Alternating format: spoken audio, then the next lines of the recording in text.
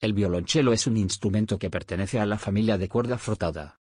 Al contrario de lo que se suele creer, sus orígenes están en la familia del violín y surge de la viola del brazo. Su ejecutante recibe el nombre de violonchelista.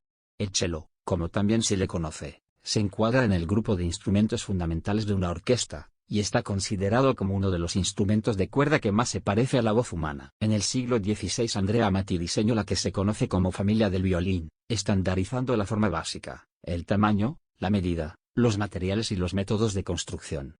En 1572 Andrea Amati de Cremona construye el que es violonchelo más antiguo del que se tiene noticia. Ha sido bautizado como el violonchelo rey por tratarse de un encargo del rey francés Carlos IX. El dibujo conservado en el reverso muestra una alegoría de la justicia, a la que le falta un brazo, una columna con dos ángeles y una corona en la parte central. En los laterales es posible distinguir las letras que forman las palabras justicia y pietat, así como la letra K que hace referencia al nombre del rey Carolus. Como suele ser habitual en estos instrumentos, no ha sido conservado en toda su integridad, pues el mango fue sustituido en 1801. Sin embargo, el clavijero es el original, y evidencia que el instrumento solo disponía de 3 cuerdas en un principio. Un siglo después de su aparición, el violonchelo ya estaba incluido como instrumento en las orquestas más importantes de la época. A principios del siglo XVIII Stradivarius normalizó su tamaño, empequeñeciéndolo de 80 a 76 centímetros, unas medidas más parecidas a la talla de los violonchelos de hoy en día. Las características sonoras de estos instrumentos son consideradas únicas. A menudo los instrumentos se identifican por el nombre de alguien, generalmente un feísta famoso que fue su propietario que tuvo el instrumento en préstamo.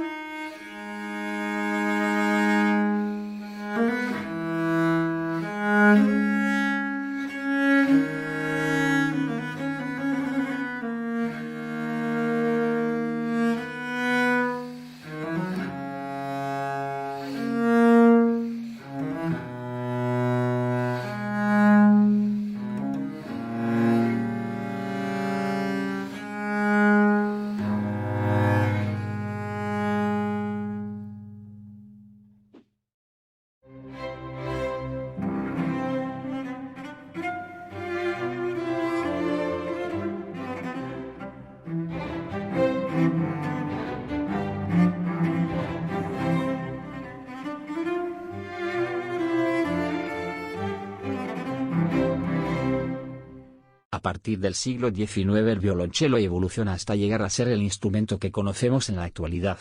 El cambio más significativo, y la mayor diferencia con el resto de instrumentos de la familia del violín, es la aparición de la pica.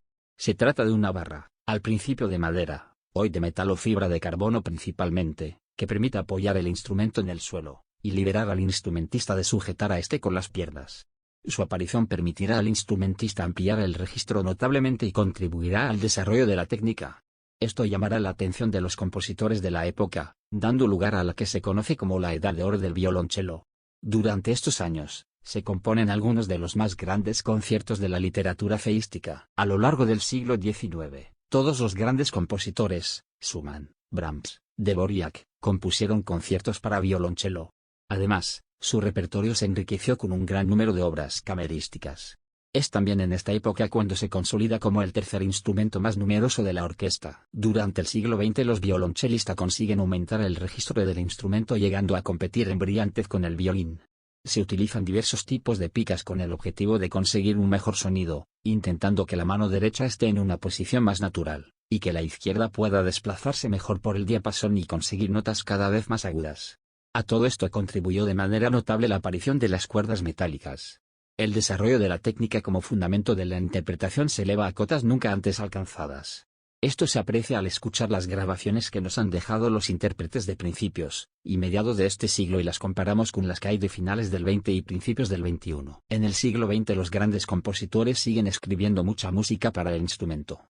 La aparición de grandes intérpretes comprometidos con causas sociales y políticas, la difusión de la música a través de la radio y de la televisión, convertirá a dos de ellos en fenómenos mediáticos.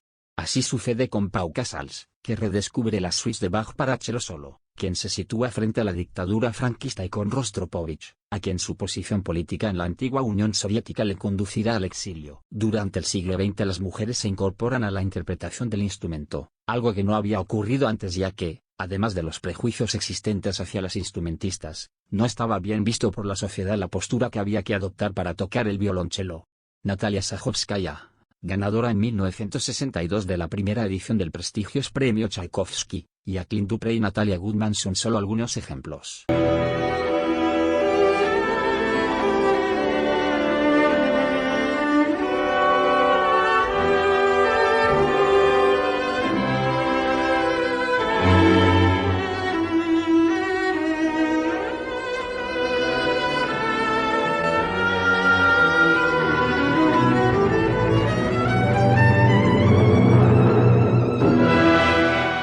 A partir de los años 90 el violonchelo se incorpora a la música pop, el rock y el heavy metal.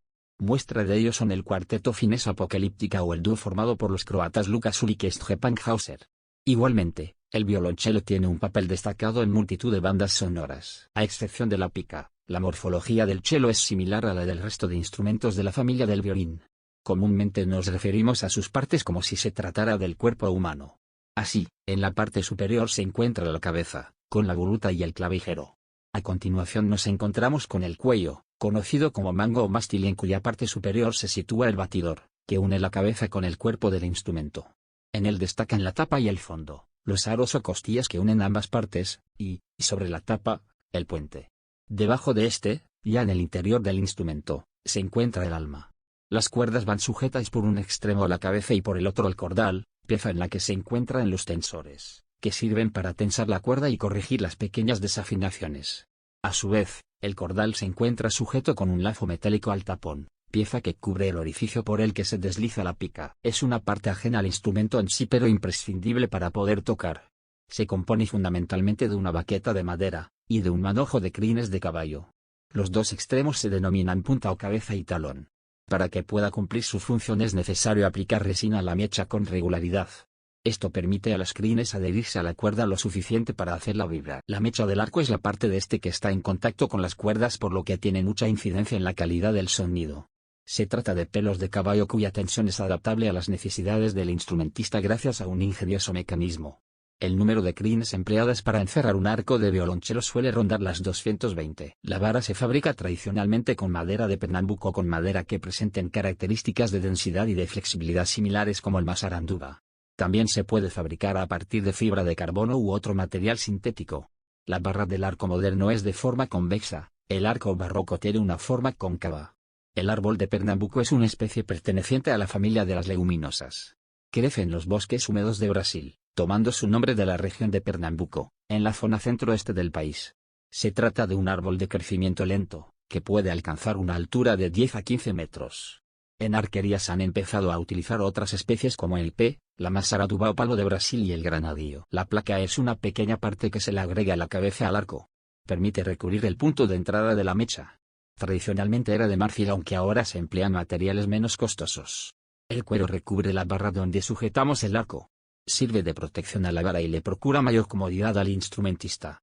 La montura o entorchado se encuentra al lado del cuero. Se trata de un filamento de plata, de otra aleación metálica u otro material sintético enrollado alrededor de la barra. Constituye una protección para ella, pero cumple también la función de equilibrar el arco, al igual que el talón. El anillo es una parte metálica adjunta al talón. Sirve de acabado y de refuerzo. Se fabrica a partir de aleaciones para los arcos de estudio de metales preciosos en los arcos profesionales. El talón es una parte importante de la mecánica del arco. Suele ser de ébano, de palisandro, de palo de rosa, pero también de hueso o marfil. Permite tensar y destensar el arco gracias al botón. Esta es la parte mecánica más importante del arco. Gira a uno u otro lado para tensar o destensar la mecha.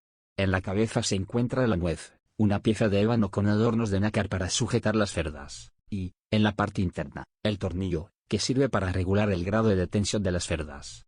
Puede ser fabricado a partir de aleaciones metálicas, de plata o de oro. Las cerdas por sí mismas no ofrecen agarre a las cuerdas, y si se desliza el arco sobre ellas no vibran.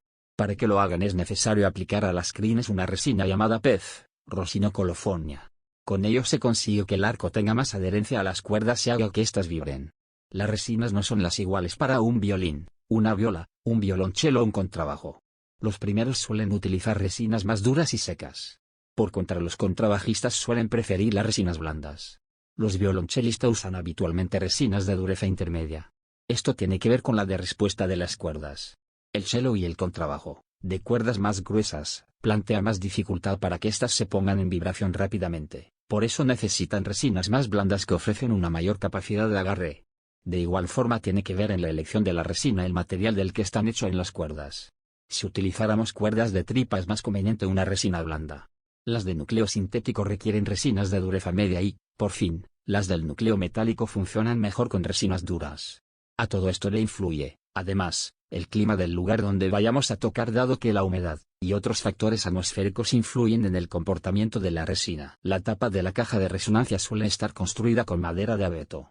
El arce se emplea para el resto, aunque también se emplean otras maderas.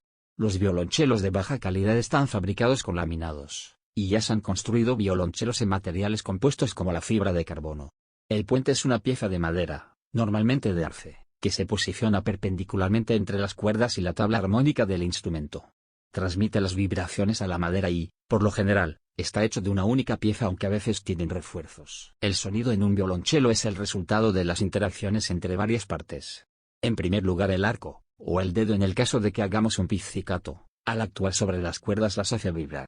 Esta vibración se transmite por el puente y pasa a la caja de resonancia. Esta vibración se transmite a la caja armónica a través del puente, cuya madera es porosa y permite el paso de la vibración.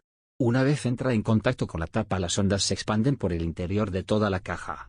Aquí se encuentran el alma, que actúa como pilar y transmisor, y la barra armónica, elementos que favorecen la transmisión de las vibraciones por el interior de la caja. Finalmente, será expulsada y amplificada a través de las aberturas situadas en la tapa del instrumento a ambos lados del puente. Estas son conocidas como ejes u oídos. El aprendizaje del violonchelo puede comenzarse desde los 3 o 4 años.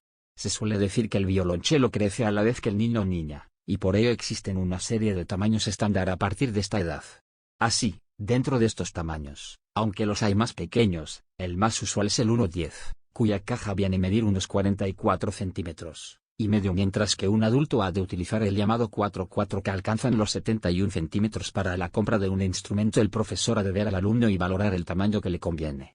No obstante, se puede tomar como referencia lo siguiente: para niños de 3 a 4 años un violonchelo de 1/10, para niños de 5 a 6 años un violonchelo de 1/8, para niños de 7 a 8 años un violonchelo de 1/4, para niños de 8 a 11 años un violonchelo de 1/2, de 9 a 15 lo normal suele ser un violonchelo de 3/4, y a partir de ahí la talla completa o violonchelo de 4/4. Para comenzar el estudio del violonchelo es imprescindible disponer de uno. La escuela tiene a disposición de los alumnos de primer curso instrumentos en préstamo. Que el alumno pueda o no disponer de uno de ellos depende del número de alumnos que lo demanden, y del tamaño del violonchelo que se necesite. En caso de no haber suficientes instrumentos para los alumnos que lo soliciten, se lleva a cabo un sorteo. El rango de precios que alcanzan los violonchelos va desde pocos cientos de euros a instrumentos que no tienen precio. Por lo general, estos pertenecen a fundaciones privadas que lo ceden a prestigiosos concertistas. Afortunadamente, para comenzar a tocar el cello podemos encontrar instrumentos alrededor de los 400-500 euros, menos si el instrumento es de segunda mano. Para tocar el violonchelo necesitaremos una silla sin brazos. El instrumentista se ha de sentar al borde de la misma, con las piernas abiertas lo suficiente como para acoger el violonchelo entre ellas y la espalda recta. El instrumento se coloca entre las piernas, apoyada en 3 puntos, en el suelo mediante la pica, y la caja apoyada en la rodilla izquierda, y en el pecho aproximadamente a la izquierda del esternón. Para coger el arco tenemos que tener la mano derecha relajada y disponer los dedos, excepto el pulgar, en la parte delantera. El pulgar irá por dentro, separado de los dedos medio y anular por la baqueta. La mano estará levemente inclinada sobre su izquierda. Para la práctica del violonchelo necesitamos algunas cosas más que el instrumento y el arco. En primer lugar, es necesaria la resina. Sirve para que las crines agarren la cuerda, para que no resbalen sobre ella y se pueda producir la vibración. En segundo lugar, un sujetapicas o un soporte para apoyar el cello. Además, hemos de disponer de un atril para colocar las partituras adecuadamente y, evidentemente, una silla del tamaño adecuado. Además de ser uno de los instrumentos con más proyección y obras como solista, el cello es muy versátil y podemos encontrar en numerosas formaciones. Así, lo encontramos en las grandes formaciones sinfónicas, bien sean estas orquestas o bandas, Igualmente participa en el cuarteto y trío clásico, en el quinteto de cuerda con piano y en dúos. Suele ser un instrumento destacado en las BSO tanto de cine como de televisión, y no es extraño encontrarlo en la música popular. También existen formaciones profesionales de 4, 8 u 12 fellos solos que interpretan obras originales para esas formaciones o arreglos. En la escuela tenemos una agrupación de cuerda a la que los fellos pueden incorporarse dependiendo de su evolución. Si alcanzaran el nivel suficiente podrían hacerlo también a la banda de la escuela. Son muchas las obras famosas escritas para nuestro instrumento. Abarcan cerca de 400 años y continúan interpretándose. Podemos destacar las 6 suites de Bach para cello solo, algo que también probarían destacados compositores como Max Reger, Britten o Kodály, por ejemplo. Los conciertos de Boccherini, las sonatas de Brahms, de Fauré, Debussy, Kodály, Prokofiev, Casado, Rachmaninoff, Shostakovich, etc. 1765 El concierto en do mayor de Haydn 1872 Concierto en la menor de Saint-Saëns 1876 Variaciones rococó de Tchaikovsky 1918 Concierto en mi menor de Elgar 1895 Concierto en si menor de Dvorak 1959 Concierto número 1 de Shostakovich El siglo XX está plagado de intérpretes de renombre que han contribuido al desarrollo de la técnica y a la proyección del instrumento. Nos ceñimos a este siglo por la posibilidad de encontrar grabaciones de estos feltistas. Anteriormente hubo escuelas repartidas por toda Europa, Italia, Francia, Bélgica y Alemania, entre otras, tuvieron su momento de esplendor. Durante buena parte del siglo XX destacarán la escuela rusa y la francesa. En la actualidad el violonchelo vive un momento de esplendor tanto por el nivel de los ejecutantes, por la programación de conciertos como solista o por la proyección que le da su participación en la música popular o en bandas sonoras para cine o televisión. Las posibilidades de viajar, de estudiar en otro país, de comenzar la práctica a una edad muy temprana, y de ver tocar a los mejores a través de la red ha unificado en gran medida las escuelas, y hay concertistas muy jóvenes de gran calidad repartidos por numerosos países. Baste esta pequeña muestra de algunos de ellos. Alisa Weilerstein es una chelista norteamericana, Narek Aknazarian es armenio y fue ganador del prestigioso premio Tchaikovsky en su edición del año 2011, Anastasia Kovekina, rusa, fue medalla de bronce en la edición de 2019 del mismo concurso, en donde Santiago Cañón, colombiano, quedaría segundo. Andrei Onut por su parte, ganaría la edición del 2015, edición en la que Pablo Fernández, quien con 19 años tocó en el Teatro Dionisio Aguado, fue cuarto, siendo el único español que ha llegado tan lejos en uno de los más prestigiosos concursos. 3 ejemplos distintos de la participación del cello dentro del marco de la música clásica. Como solista, Yo-Yo Ma interpreta el preludio de la primera suite de Bach. En un dúo con piano Gautier Capuçon interpreta un fragmento de una sonata de Shostakovich. Como ejemplo de concierto para orquesta y cello, una muestra del fellista noruego Truls Mork interpretando un fragmento del concierto en la menor de Schumann. En esta diapositiva tenemos 4 ejemplos diferentes de música escrita en origen para bandas sonoras. En primer lugar, los 12 fellos interpretan el tema de la Pantera Rosa. En segundo lugar, Hauser, miembro de The Dos Fellows, versiona un tema de la película Paradise. De piano Guys hacen una versión del tema Let It Go de la película Frozen. Por último, el grupo finlandés Apocalyptica hace una versión de Nothing Else Matters.